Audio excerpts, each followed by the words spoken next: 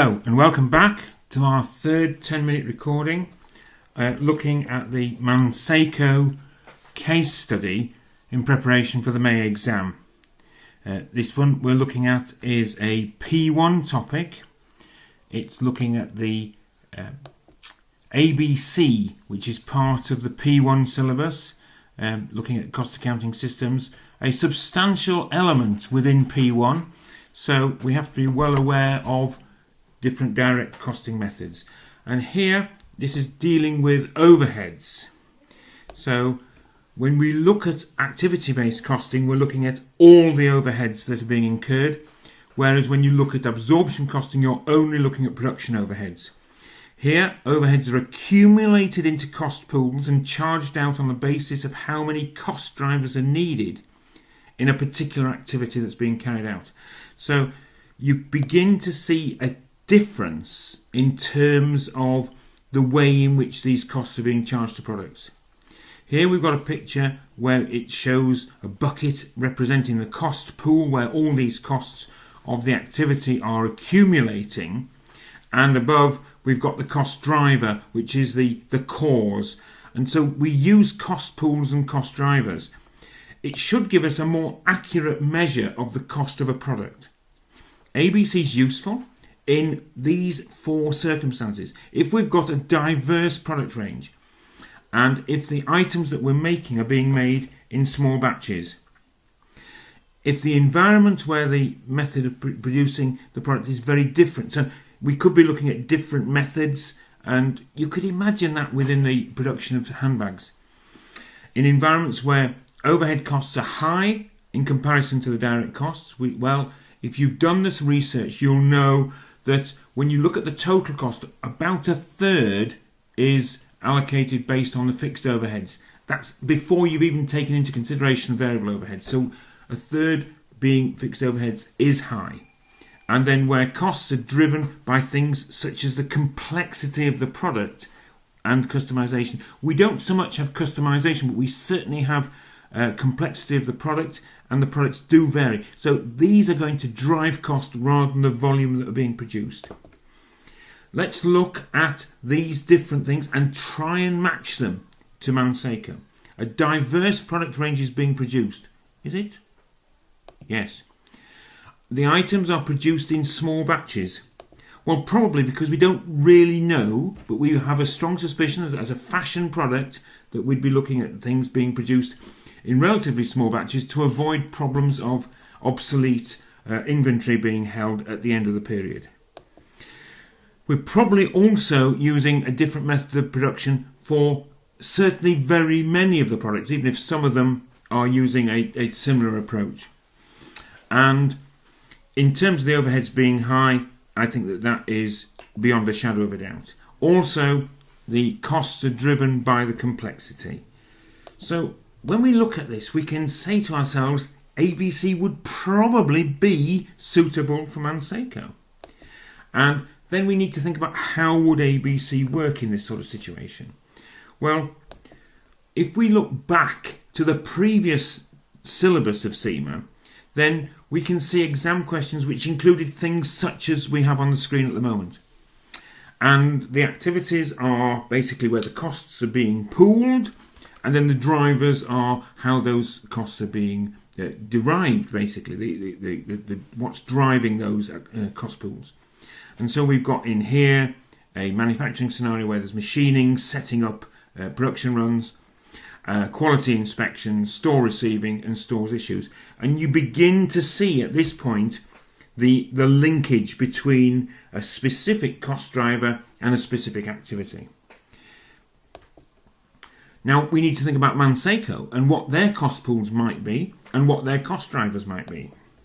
So looking at these pictures, we can see the leather being prepared for the handbags, and you can see them being measured up, and you can see the various activities going on, cutting them out, the skiving where the leather is made thinner. Then we've got the sewing on the sewing machine, and we've even got some sticking and the addition of a zip. So plenty of activities. These would then hopefully form the cost pools that we could use. So here I've got material purchasing, and then I have a question, because we have to use the facts that we have, and we know that the production staff place the orders. So I don't think that Mansako would be sophisticated enough to be able to split out the time that their production staff are using and be able to allocate part to purchasing and part to production. They might, it would depend on the information given in the unseen.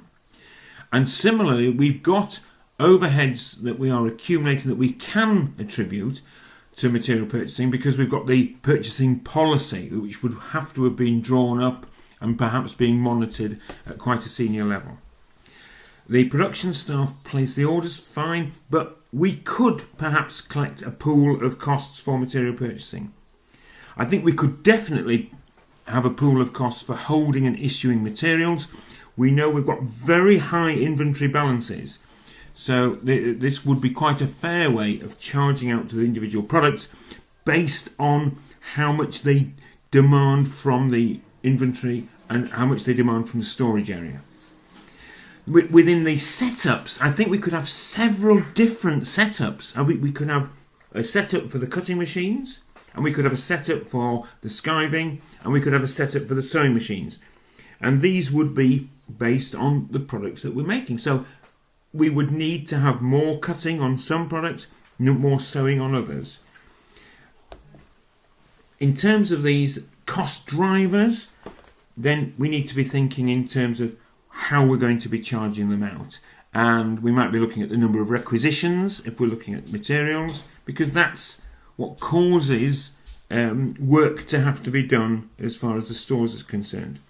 We could look at the number of setups within those three areas, and we can certainly look at the number of inspections.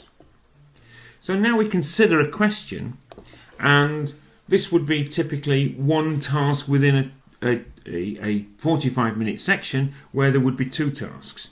So I would allocate about 5 minutes to planning and about 18 minutes to writing up the answer.